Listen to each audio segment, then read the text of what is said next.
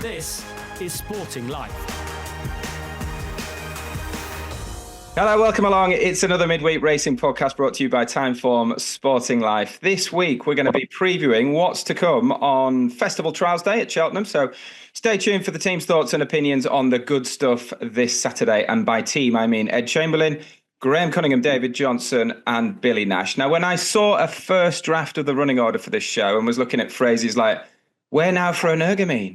And how can Cargizi bounce back from that? I thought, we can't do this to Billy. We cannot kick off with what I assume is a Billy Nash wind-up, courtesy of David. But I've been kind. I'll switched it up, and we're going to look back at Lulamba to start the episode. Billy, don't worry. I will come to you shortly on what Ireland might have in store to tackle Lulamba in the Triumph itself. But Ed Chamberlain, it's another Nicky Henderson flying machine for the Donnellys and another festival banker for the Brits. Was this start to wind me up? Because so Lulamba's the horse I put up on the Christmas pod, and I thought I'd been very clever, and I backed him at 25 to 1 for the Triumph. Others were on at 33, so I got 25. I got to Ascot on Saturday morning and chatted to ITV pundits, mentioning no names, but some strongly linked to Seven Barrows. And the vibe that morning wasn't that strong. And the vibe for the Gary Moore horse was very, very strong. So guess what I did? I got out of the bet. What an idiot I am. I mean, what an idiot I am. Oh dear. But I have hope. I have hope in the sense, Matt. I think I've got a three-pronged sense of hope in that I'm not sure about the race itself. The Moore horse pulled like absolute stink in the race. The third is good without being brilliant. The Supreme Novices entry, I was absolutely thrilled by this Something week. to ponder, isn't it? Something to And you ponder. just wonder in a Triumph. Listen, I was there on Saturday. He's Sergino-esque in terms of looks. I mean, he's a chaser of the future, is Lulamba. And there just might be a speedy one or two in the Triumph to beat him. But that was very, very impressive. I felt like an absolute idiot on Saturday afternoon. Crestfallen I was. Dear me. Yeah, that sounds like a shocker. That sounds like something I used to do. So how bad a punter I am. Ed's not getting too carried away. He's sort of trying to be rational and you know, Trying to make myself feel better, I think. Help out his painful pocket at the minute. Yeah, I mean, Lulamba's won a 7-runner race by 3 or 4 lengths at 4 to 5. No Irish horse in sight, but we have got that. What was he rated? The second, rated 110 or 11 on the flat. The Moore horse, and was getting 10 pounds in weight as well from the second. So, what have Timeform said about this, David? Yeah, I think that flat rating, whilst not misleading, I don't think he was anything like that kind of level on this hurdling debut, Mondo Mad. And if you want to pick holes in the form, you can do. I think Timeform have rated him just 129. Unsurprisingly, he does have that large P because he does look as though he can very much step up on that. But just for context, this time last year when Sergino won the finesse hurdle in impressive fashion, he was rated 143 after that. So it does just sort of show that the difference in terms of what Lulamba did on his hurdling debut to what Sergino did when he came over. Now, it's partly what I often say about the difference between opportunity and a bit, the opportunity to run to high levels is crucial. And when you're only running in a juvenile, a grade 3 one, it's much more difficult to run to a high rating than when obviously Sergino was running in a graded race. So, Lulamba, to do what he's done, you can't really knock him, but he does need to go and step up the ladder to justify the kind of prices that he's operating at the minute. Billy, what's the sort of big Irish hopes here in the juvenile camp at the minute? Is it that filly? There's a San Lucie, isn't there? And then there's the 1-2 from the Boxing Day race. What are your thoughts on the 4-year-olds? Yeah, I don't think it's a division that's really developed properly yet over here, Matt. We've still got there's a lot of potential, but a lot will be sorted out, I think, in the next couple of weeks. Certainly the DRF, the big juvenile hurdle there, hopefully we'll have a big clash. Like you said, the 1-2 from the big race at Leopardstown over Christmas, Hello Neighbour of Gavin Cromwell's, who's unbeaten. He won twice on the flat, and that was his debut over hurdles. He beat a filly of Willie Mullins's, who wasn't particularly well fancied on the day. Lady Vega Allen came from a long way back. You'd expect her to improve. But yeah, San Lucie, she emerged on, I think it was New Year's Eve at Punchestown. She was really impressive, but it was only a maiden hurdle. She won it really well. She looks like a nice filly. I'd say she's quite good. And there'll no doubt be one or two more. Willie's got a couple of interesting ones this weekend entered. He's one particularly with Nace on Sunday called Charles, who got a very favourable mention in his Sporting Life stable tour at the beginning of the season. A potential triumph horse, Willie called him back then. So it'll be interesting to see how he gets on. But yeah, it's a division that hasn't really taken shape over here yet. Like the lads, I was impressed with Lulamba, but a bit like DJ, I think the form is a little bit sceptical, and certainly on ratings he has a lot to find, even with East India Doc at this stage, who is, I think, a time form rating 144. So Lulamba has a lot to do to come up to that. I'm not saying he won't, but like I said, this division hasn't really taken shape for me yet, Matt. 13-8 Lulamba for the triumph, 13-2 East India Doc. I would need a roadmap to know which of the two is better value. I'm really looking forward to seeing East India Doc this weekend. I thought I was a flaky anti-post punter, Ed, but getting out of a 25-1 chance over 2 months ahead of time, that leaves even me in the shade. I catch an entry though, GC, in the Supreme. I mean, we knew the new Lion. We knew that was in the bank, but this is an interesting one. I get it completely. Olaloa was the last 4-year-old to win the Supreme. Binocular had a go and ran really well. It can be done if you're very good. And he looked very good. I don't think he absolutely stood out on the clock at the weekend. He was slower than the Mare's Hurdle. He was a bit faster than the Mare's Hurdle and Altabelli from the last. And he's a very good-looking horse with tremendous potential. But I do think it seemed something of an overreaction myself, and can't wait to see East India Doc this weekend, because he's got runs on the board, and we'll come back to this with Constitution Hill. Watch that horse jump, East India Doc. He is absolutely mustard. I know you had another big day. Bertie, whatever his name is, Uncle Bert, 1 point win. Well done. Salute to you, Matt. Don't waste a point trying to, precious points these, don't waste one of them trying to oppose that East India Doc this weekend. You are right. You are right. Just sticking with UGC, just on sticking with the Cheltenham entries, the Brown advisory numbers were flagged up, certainly in the Racing Post and elsewhere. Numbers are down, 32 initial entries in that, despite the axing of the 2 mile 5 grade 1 novice chase. Not a huge shock, though, I suppose. Yeah, I don't read too much into entries at this stage. The bottom line is, when it comes to the day, there are 2, 3, maybe 4 horses, if we're really lucky, who have that genuine grade 1 potential. So for all the names that are bandied about and talked about as potential value, most of them just aren't proper grade 1 horses. Ed, what did Mick Fitz say about Palladium, by the way? The vibes aren't that strong, actually. It's going to be very, very interesting. It sounds like Thursday at Huntingdon, doesn't it? Yeah. I think he's in the maiden hurdle, 12:40. So put it this way, that wasn't the reason for getting out of the Lulamba bet at all. But he's interesting, isn't he? And they're talking about going on the flat maybe with him. Hardwick Stakes has been mentioned. Yeah, anything that's got a price tag like that. I mean, look at all the attention Caldwell Potter got with his price tag.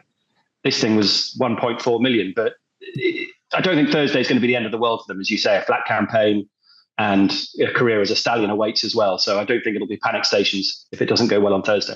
All right, what else got us out of our seats across the Winter Million meeting? John Bon being John Bon, I suppose, in the Clarence House Chase, beating Energumen comfortably in the end. It's he's good on the right-hand tracks, isn't he, David? He is. I mean, to be honest, he's very good everywhere. I think a lot of the issue about Cheltenham not necessarily being his track is a little bit overplayed. For all I can see why people are wanting to try and pick holes in a 5-4 favourite. But, he's obviously, he made that mistake, didn't he, when he lost last year's rescheduled Clarence House. And then his other defeats there, he's run into El Fabiolo and Constitution Hill over hurdle. So I wouldn't really be knocking him. And I think that's the key thing. It's his consistency is what's sort of really earning him his rave reviews now. As look at, we got Tom Heslop, our time form statistician, I'll call him, to have a look at some of the numbers behind John Bon. And he's run 14 times over fences. And on 9 of those occasions, he's run to 165 or higher Now, in terms of a percentage of that, only Kauto Star, Sprinter Sacra, Galopin de Champs and Ergomain have a higher strike rate of 165 plus performances over fences. So that's the kind of level that you're dealing with. And he's just developed into a really knocking horse that's very difficult to beat. Did you say bogus, GC? Do you not think he's the sort of horse that punters will be, well, the layers might be after? David touched on it. Sometimes you can just say, I don't want to back a horse at that price at Cheltenham, ergo I'm going for this. But I think the idea that he can't run to his peak figure at Cheltenham is utterly bogus. In fact, it's big prices bar 2 in the Champion Chase. It's about 5-4 John Bon. It's about 3-1 Gaelic Warrior. Picture the scene on Champion Chase Day. D. Boinville can pitch John Bon right on the inside because he just props slightly to the left at his fences, and he can ride the rail pretty much all the way around if he wants. Whereas Gaelic Warrior, he's got it right once round Cheltenham, left-handed, jumping right. But watch him at Leopardstown. He was propping away to the right all the way around. He's going to have to cover ground and be parked out wide and jump right. So John Ban has, at the moment, everything in his favour. I don't want to get anthropomorphic about these things, but watch his body language. That horse loves his job, doesn't he? The way he a lovely person, as Nicky would say. Yeah, he threw in a massive leap at the last just for sport. He's in the prime of his life at the moment. What a terrific horse he is. Billy, is it the Warrior that we're looking at here for Ireland? Energumen's, he's going to need, well, he'd need a bog at first, at least, wouldn't he? I think that would be important to him, Matt. Yeah, I think he's in fact, looking at his record, he's certainly not ground dependent. He's only actually run on heavy ground, I think, 4 times in his career. He won 3 of them.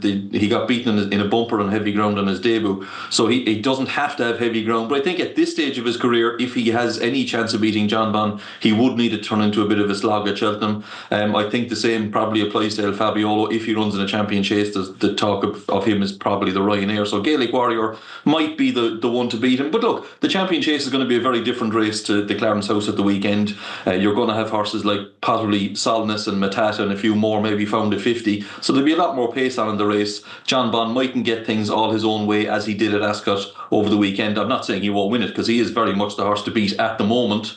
But like I said, look, we're a couple of months out. He's the one to beat, but there'll be plenty willing to take him on, I'd say, Matt. And you knew this question was coming, Billy, but can Cargesi bounce back from the 2-5 defeat at Ascot?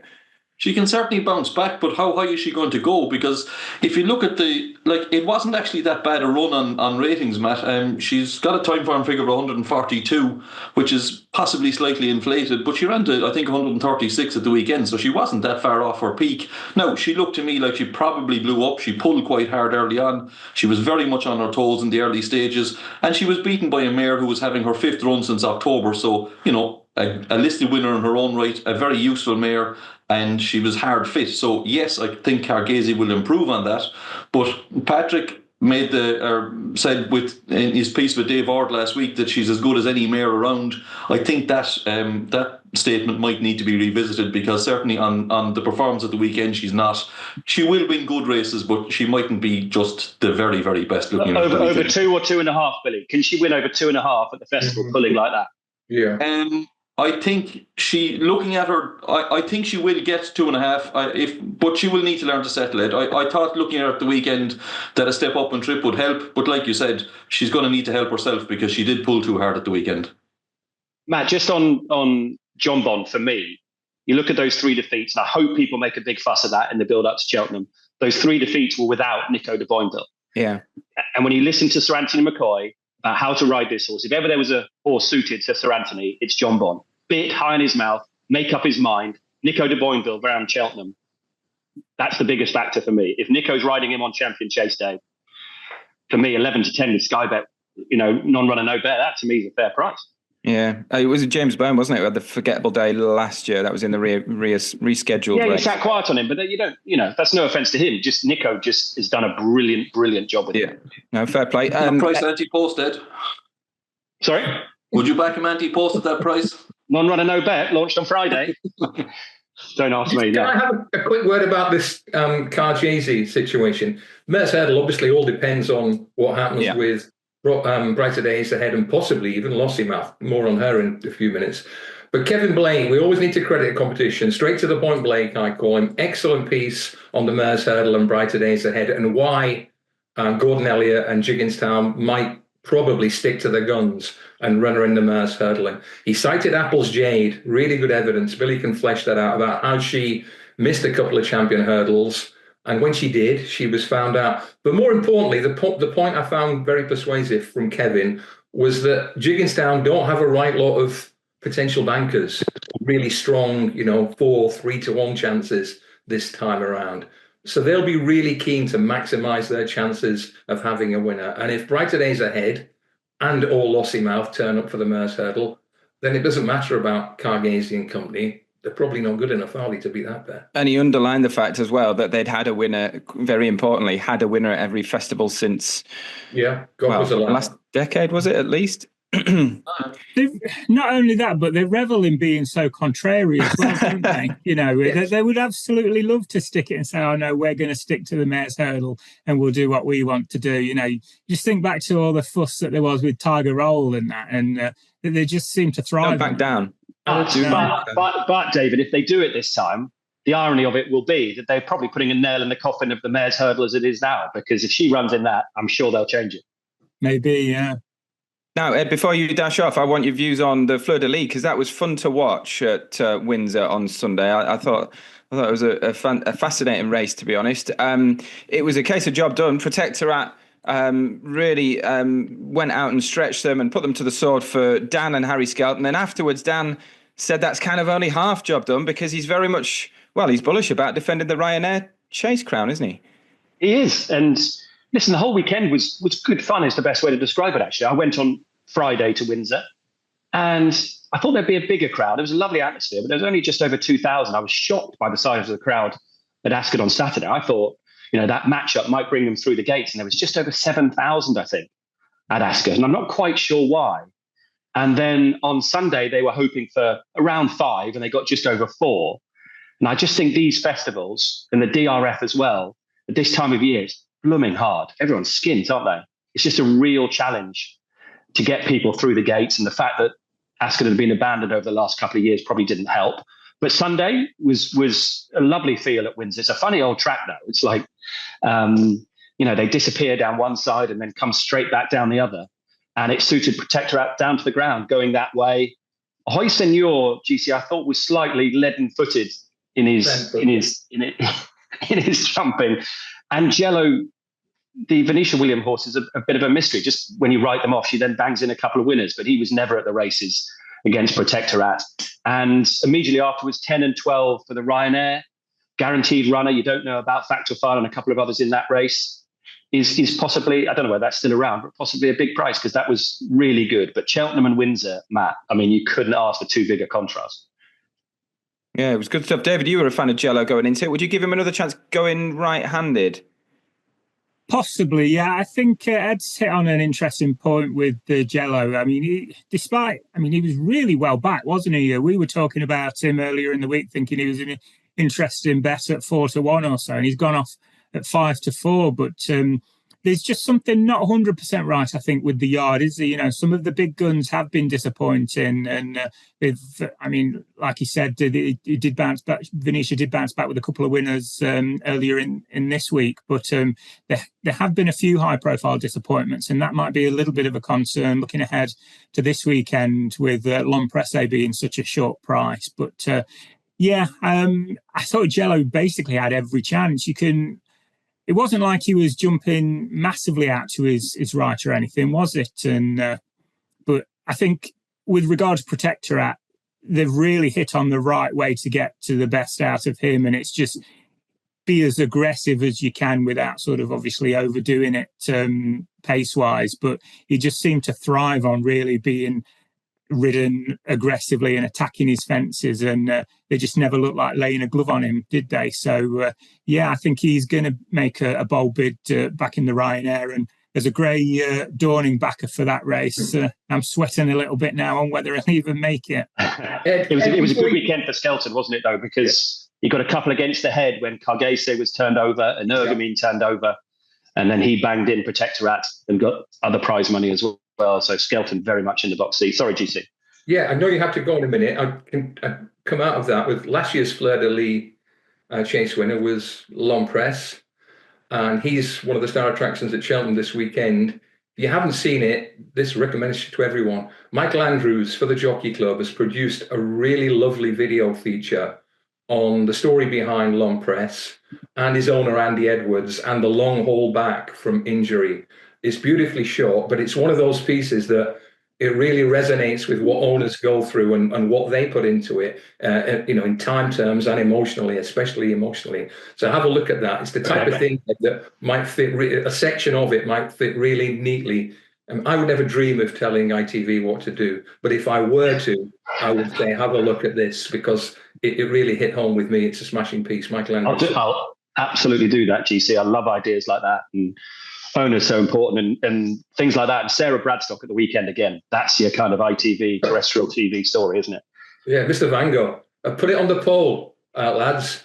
Is Mr. Van Gogh the equine version of a brontosaurus? I've never seen. Too slow for the Peter Marsh. You said too slow. But it's a great story. It's a great story. Whether he's so I want to find out more about the horse that's not a racehorse that Sarah's using to make him feel good on the gallops. Yeah, boost his ego. Fantastic. Yeah. Good stuff. Cheers, Ed. Thanks very much. Obviously, Vice Chairman of the Injured Jockeys Fund, is that correct? That is absolutely correct, yeah. Good man. Yeah, responsibilities required elsewhere. But good luck this week, and we'll speak to you again next week. Looking forward to it. Thanks, chaps. Fantastic. Billy, if we're focusing on Protectorat then, is he still the horse to beat, or do you actually think like Factifile or Spillan's Tower, if they turn up, they've already surpassed where Protectorat's been? Protectorat sets a high standard, Matt. Obviously, he's last year's winner. But look, he's 10 years old, and I just noticed going through his record, he's a horse that, for all his ability, he hasn't actually won a massive amount of races. This is his 7th season racing Protectorat, and bar one, his novice chase season, he's only ever won once a year. So I'm not saying that he can't win another Ryanair, but he just, I do think he's beatable in the race. And I think, now we're a long way out, but this year's Ryanair is potentially going to be a better race than the one he won last year. He beat an Envoy Allen last year. He may have to take on the likes of Spillan's Tower, possibly El Fabiolo, maybe even Factifile. I think this year's Ryanair is building up to be a better race than last year, but we'll see close to the time. But look, we know what we're going to get with Protectorat. He'll go there, he'll give a good account, and he will run well. So I wouldn't put anybody off him, but I do think he's beatable. Yeah, it's going to go either way, that Ryanair. It could really cut up, couldn't it? If they go elsewhere, I suppose you could end up with him being second favourite. GC, what did you make of that lightning novice chase, Gidley Park, and then one assumes the hairdryer treatment for Nichols and Cobden after that? I hope not. It wasn't a bad weekend for Fergie and Den boys because of Protectorat. They do own him, don't they? Colwell Potter, I think he's. Let's give him a break on this price tag, the horse himself, because he jumps really well, he tries hard, but Cobden and Nichols both summed him up by saying good horse, just not a champion. But I think we can get carried away with, there are worse value buys at slightly less from that sale, I think. I'm looking at you, Phil Dorr, and maybe Imagine as well. But either way, it wasn't his day. Gidley Park back from a physical setback and was... I think the intriguing thing there was the game plan, that they went straight out and said, no, you're not having your own way on Colwell Potter. We're going to take you on up front and we're going to make use of our good jumping. So I'm not sure what the target is for him. It was a big weekend for Harry Fry. He had 3 significant winners, didn't he? He did, yeah. A fantastic time. I think they're going to skip Cheltenham Festival with him, but that's not to say he won't win big races in the spring. Now, I've got a section here that says flat talking points. I'm not sure what this is doing on the Cheltenham Trials Day preview, but DJ and Billy, I've got you down to talk through the WBR rankings. World's best racehorse, is it? I got that far, but the floor is yours. Yeah, well, I guess when you look at the older horses, there's probably not that much that's surprising or of great interest. I guess you could talk about the political nature of it. And the last time that they were published was... they were updated on November the 10th, and Laurel River was 128 and City of Troy 127. Now, somehow, somewhere, when this committee have got together, they've worked out that City of Troy's form was actually a little bit stronger than what they rated it back on November the 10th. And they've managed to find him an extra pound so that we've got joint champions. So City of Troy, the champion on turf, and Laurel River, the champion on dirt. They've tied it up at 128 each. So not really too much to discuss there. But I thought what was really interesting was looking at the 2-year-olds, and there's sort of quite a difference of opinion between Timeform and these rankings with regards to a race like the Dewhurst. And that very much comes out in the difference on the rating of Expanded. Now, Timeform rated Expanded only 112, whereas the BHA have got him as high as 118.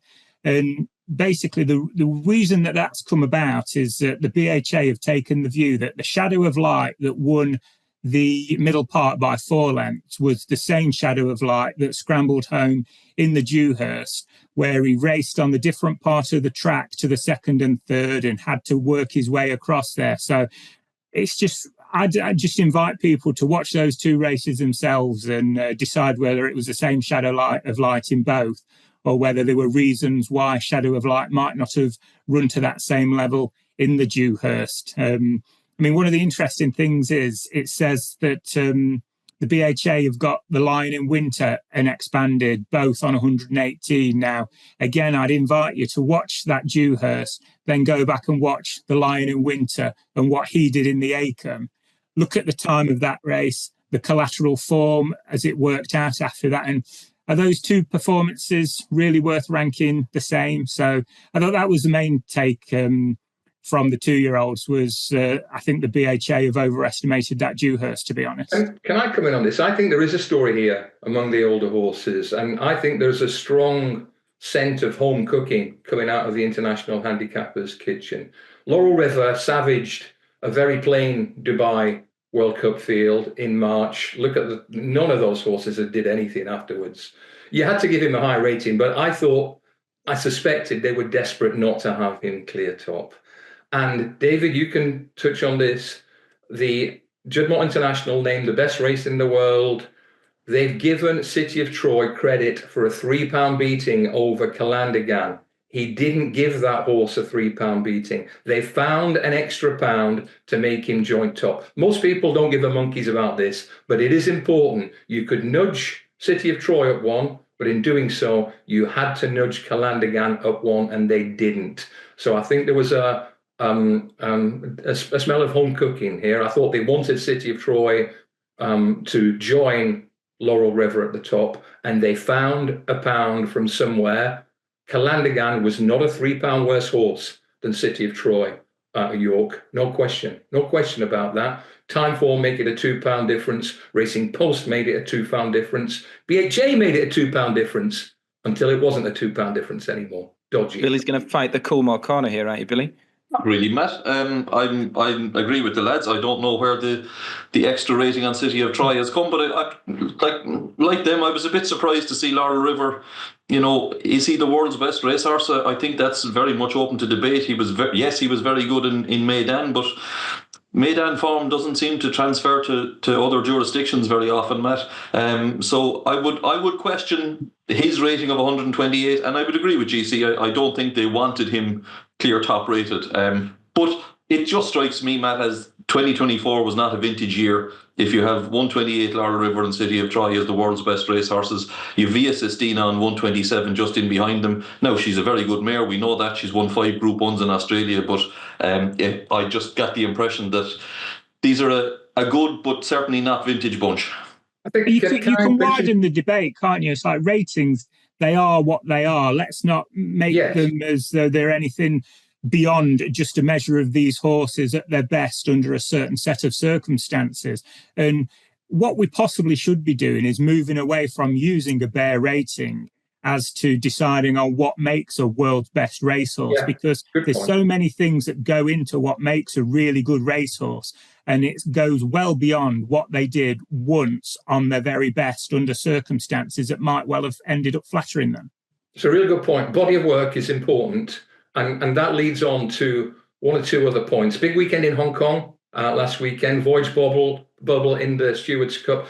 Kai Ying Rising, who was arguably underestimated in the world rankings as well, He was electric in winning the Centenary Sprint. He's going to go into the mid-120s. But the Hong Kong champion, talk about body of work of Romantic Warrior, big wins in Australia, multiple big wins in Hong Kong. He's in Dubai this Friday, and he's going to go head-to-head with one of the Godolphin stars, Measured Time, in the Jebel Hatta. And if you're talking about significant bodies of work, horses who travel, he's won a big Group 1 in Japan, he's won a big one in Australia, he's trying to win a big one in Dubai.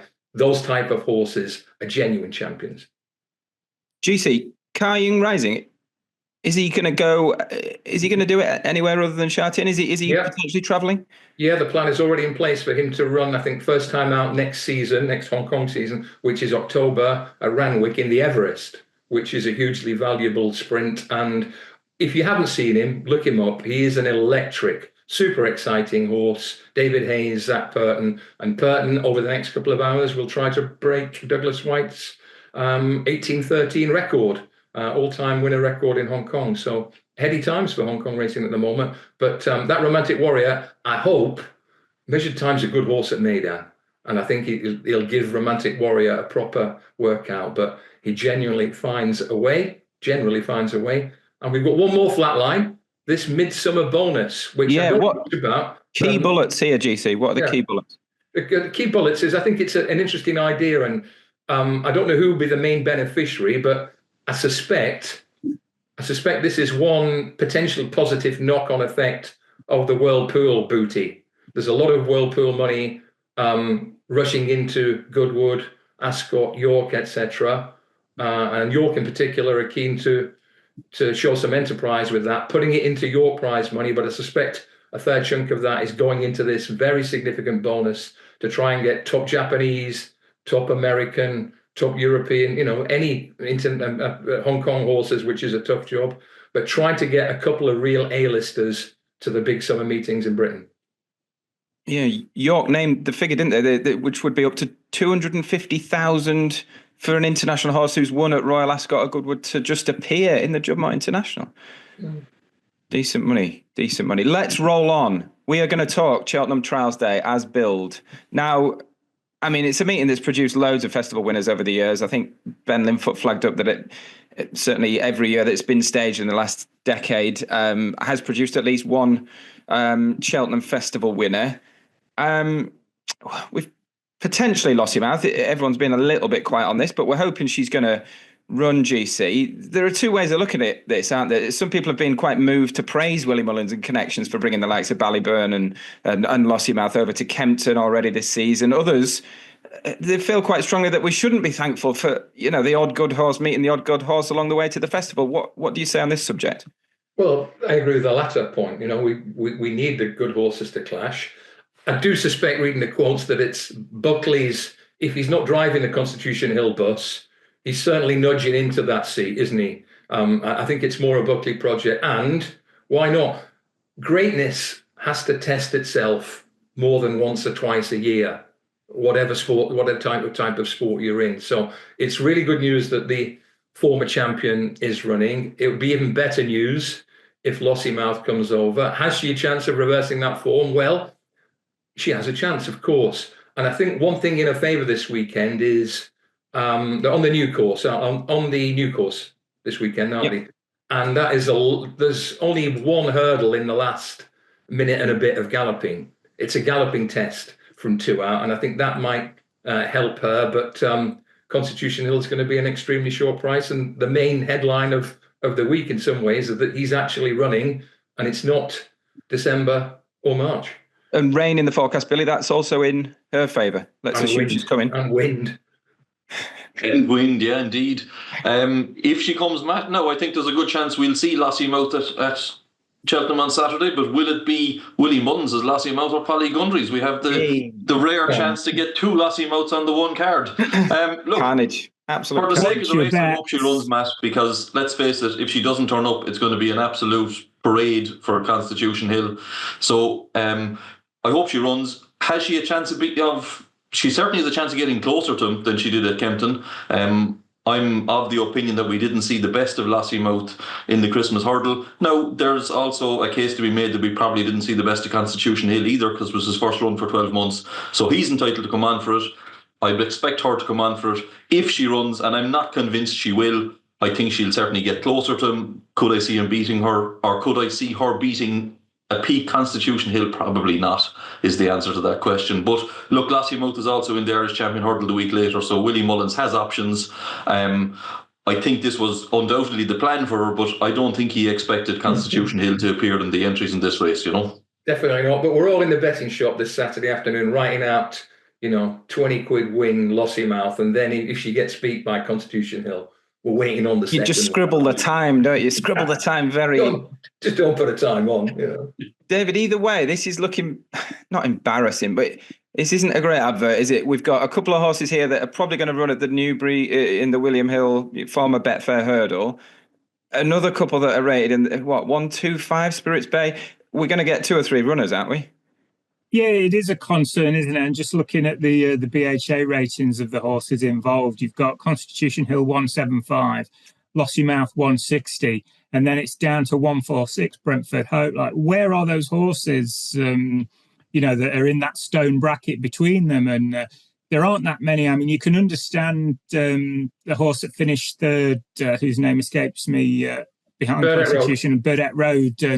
You can see why they've identified that they'd rather not take on Constitution Hill here, and that they'd rather go for the Kingwell and use that as a prep for his Champion Hurdle bid. It makes perfect sense. So it is a little bit of a concern. And the interesting thing for me is the nod to the well-being of Constitution Hill, that he's turning up just a month on from the Christmas Hurdle. Now, when you consider the problems that he's had and the way that Nicky Henderson has had to mind him, it does look as though they have had a real good run with him since Christmas. So hopefully we will see the real Constitution Hill. And we really, really hope that we get Lossiemouth in there so that we find out how good both of them are. And the plus point for sending Lossiemouth this weekend is, one way or another, it tells you exactly where you are. If he laughs at her, then the Mares Hurdle is bound to come into the conversation, isn't it? If he really, really gives her a toweling, then the debate will be on as to whether she should go for another Mares Hurdle. So these are what these races are for. They're good races in their own right, but they find out exactly where you should be in March. Maybe she gives him a tough race. You've got State Man waiting. Yeah, if she's run against Constitution Hill twice in graded races, beaten by him twice, then I don't think anybody should be giving them stick if then they decide to go for the Mares Hurdle. I think the issue was last year when they just took the softly approach and never sort of dared dip their toe in the water. Good point, yeah. Okay, the other grade 2. Billy, we saw an Irish winner of the Cotswold Chase last year. That was Capodanno. He is back for another crack at it, potentially. This is an obvious plan for him. What do you make of him so far this round? Because he's not really shown up yet, has he? He hasn't. And no, I think he might have conditions a bit more in his favour this time, Matt.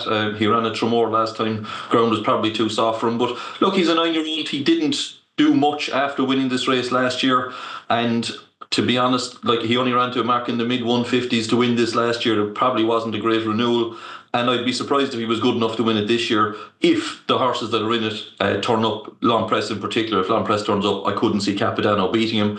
I do think the other Irish horse is interesting, though. Gentleman's Game, if he runs, I'd certainly give him a chance on the best of his form. I thought he ran really well behind Galopin des Champs at Leopardstown over Christmas. That was his first time in cheek pieces, or at least the cheek pieces back on.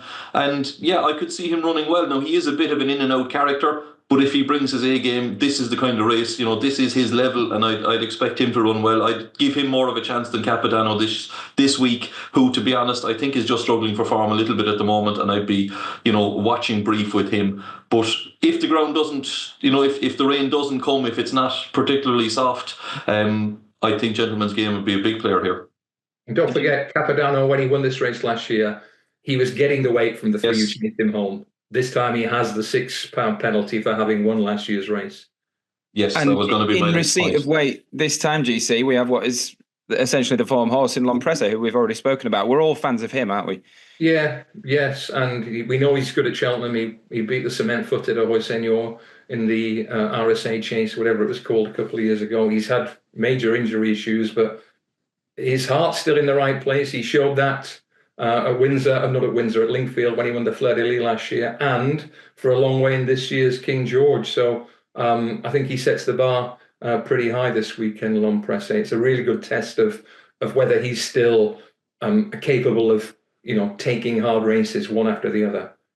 I've been sort of waiting to see this stage star over 3 miles for ages, but the fact that it's taken so long and he's now a 9-year-old sort of puts me off a little bit, that there isn't a huge amount of confidence that he's going to properly get the 3 miles. I think I remember being down there at the stable tour before the festival as a novice, and they were kind of weighing up whether to go for the Brown Advisory or the shorter race, and he's just kept him at 2.5 miles the whole way. But I thought he was screaming for a trip, so he could be interesting for Nichols. We've got a fairly...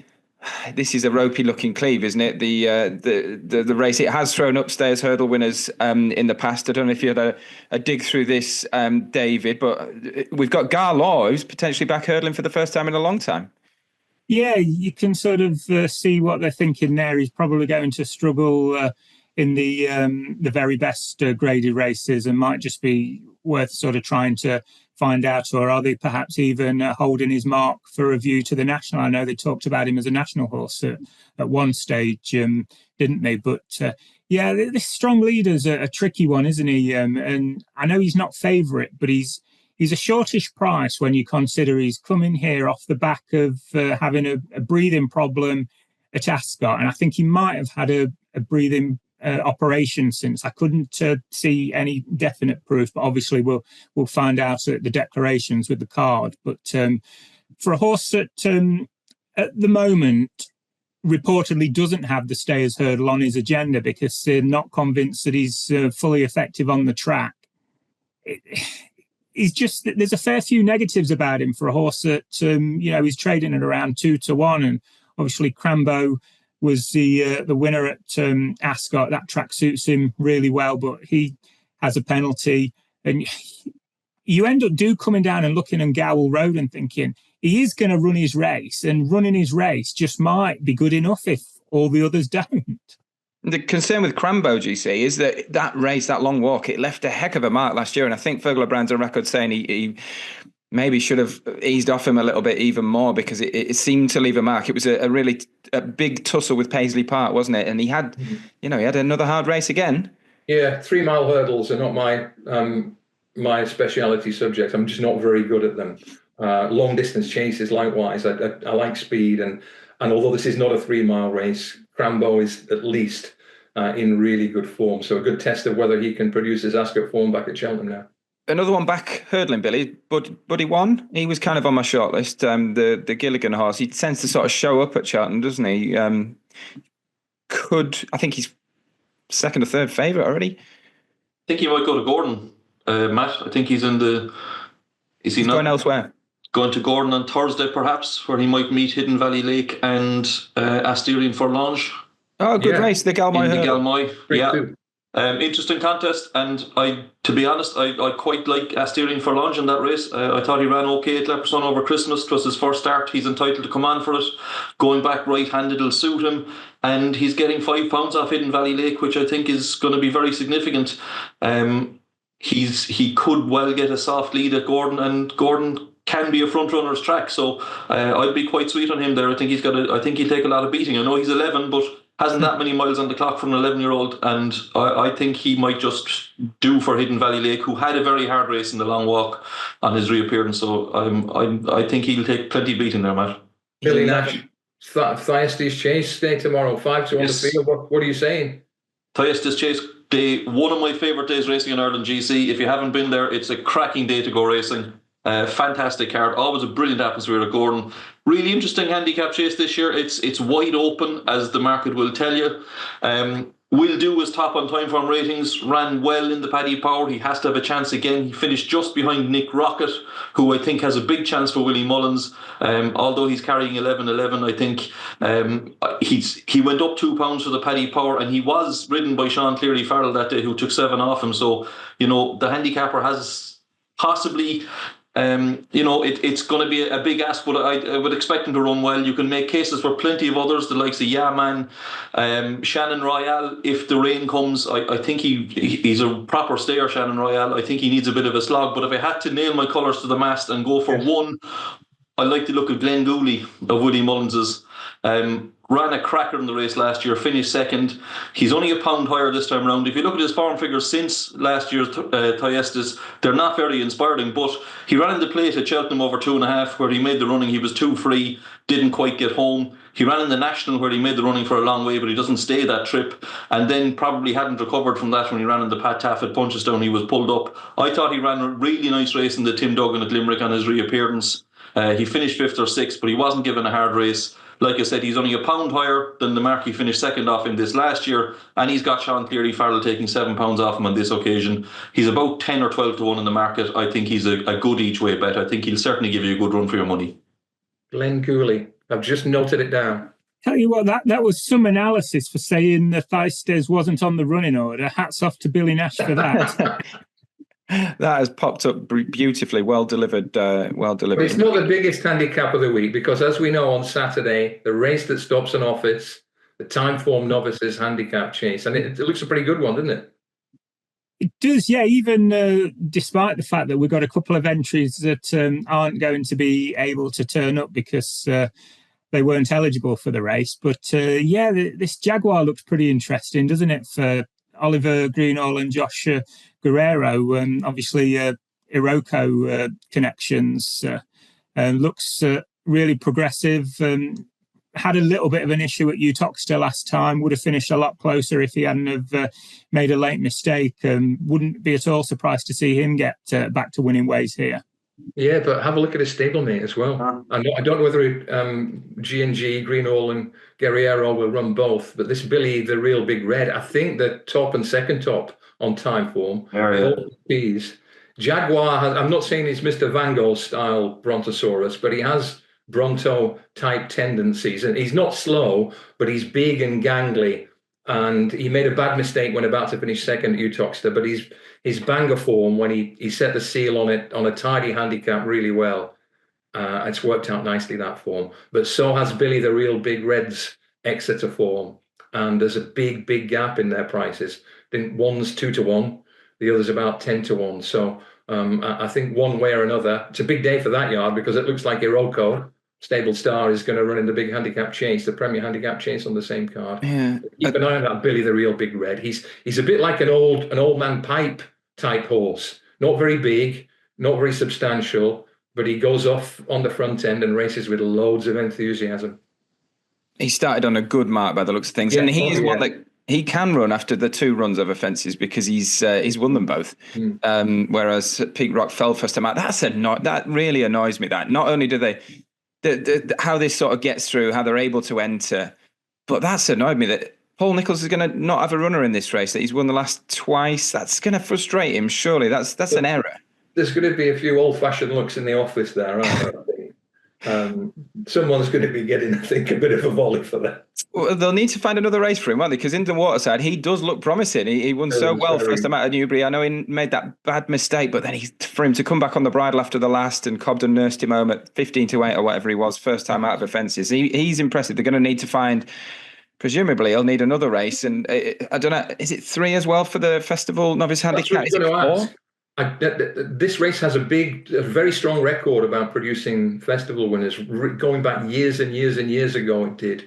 How many runs do you need to run in the novice handicap? The Jack Richards, I think it's called, isn't it, at the festival? And I don't think there's a ceiling. I don't think it's a 0 to 145. No. I've already heard one person saying Slade Steele is being prepped up for this handicap. What do you think about that? I well believe it. I mentioned it here myself a couple of weeks ago after he got beaten that I thought it's a race that they might go for, so I wouldn't be at all surprised, yeah. I think you can get into that after 3. I know the other handicaps, they're 5, aren't they now? Is it 3 or 4 for the novice handicap? I think it might be 4 for chases, 5 for hurdles. It's definitely 5 for the hurdlers. Having said different for a novice handicap chase, you only need 3. I think there's Yeah, I'm not entirely sure, Matt, with all the changes, but I think you might get away with 3 runs, maybe in a novice handicap. That Stratford meeting the day before Cheltenham starts might end up with a few It's a good one. Trying to get it at the last minute and then running again the day after. We said we'd look back to the juveniles. East India Doc very quickly then, GC. I know you've been really taken with him. There are a couple of lurkers in there, aren't there? Lurkers. The Nichols horse from France. He's got experience and he's got listed form. Yeah, Sauvignon. It's a Johnny de la Haye horse. And there's 1 or 2 other horses who've come from France who cost plenty of money. And Sauvignon looks really promising. I could be wrong. I don't think he's a sort of super quick horse. We'll see how he jumps British hurdles, and he's had a good break. I think that was always Paul's intention, to get him going in the new year. But East India Dockers, he's got a high rating already from Time Form, but most of all, he's got that really slick hurdling technique that always catches the eye in a good juvenile. So I think he's going to take a power beating this weekend myself. And Sauvignon will give us a small line, a tenuous link, I suppose, between the British and the Irish juvenile format, because when he won in Otay, he beat Sonny Bill, who has since gone to Willie Mullins and who finished, I think, 3rd maybe in that race at Leopardstown over Christmas. He ran okay in it anyway. The Hello Neighbour race, yeah. Yeah, exactly. So it'll be interesting to see how Sauvignon gets on in that race. Like I said, a tenuous link up between the British and Irish form. Also very interested to see how this Mambo number 5 gets on. Cost 450 grand. Giant Ben Pauling didn't win in 3 starts in France. So that's a lot. It's a big price tag for a horse that hasn't won a race yet. Certainly is. Is there anything else anyone wanted to flag up on Trials Day? We've got Potter's Charm entered up now.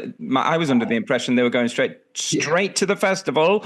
Twisters seem tempted here to run him again, maybe, GC. He's even money favourite. If he's not running, there's some value elsewhere, put it that way. Yeah, well, they did say he'll go straight, but it's the Twister yard, and they see Cheltenham and they see valuable races. And rightly, if they see a fit and healthy horse, they say, why not? So he looks a Grade 1 horse. We know that from Aintree. There's a horse running in the same race. Excuse me, I'm just having to refresh my computer. So John O'Neill horse in the same race. Joyce, is he called? Joyce. Joyce. Yeah. I'm hoping he can run well. He's also in the River Don. Sorry? He's also in the River Don at Doncaster. Right. Well, I'm hoping he can polish a certain piece of Newbury form when the New Lion was the winner, because something to ponder, the New Lion.